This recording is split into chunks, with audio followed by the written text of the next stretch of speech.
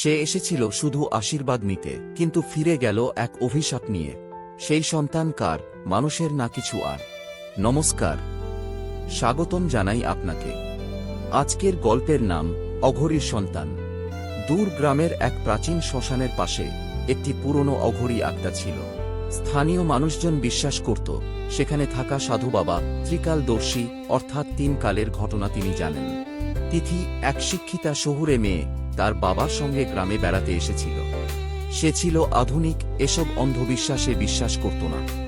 একদিন সকালে গ্রামের মন্দিরে গিয়ে সে সেই অঘরী বাবাকে দেখতে পায়। অদ্ভুত চাহনি, গায়ে চিতা ছাই, আর মুখে শুধু একটা কথা, তোকে আশীর্বাদ দিলাম, তুই মা হবি। তিথি অবাক হয়ে হেসে চলে আসে।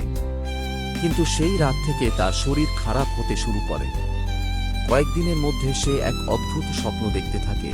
এক কৃষ্ণবর্ণ পুরুষ তার পাশে দাঁড়িয়ে হাত তার পেটে রেখে বলছে, বাঁচিয়ে রাখিস ওকে, ওই তো আমার উত্তরসূরি। তিথির মা বাবা তাকে নিয়ে শহরের হাসপাতালে যায়।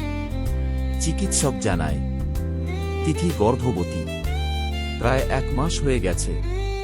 কিন্তু তিথি শপথ করে সে কখনো কোনো পুরুষের সংস্পর্শে আসেনি।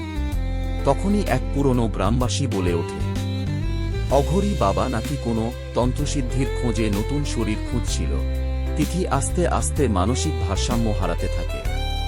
তার পেটে যে সন্তান বেড়ে উঠছে তার হার্টবিট ছিল না, কিন্তু সে নড়াচড়া করত।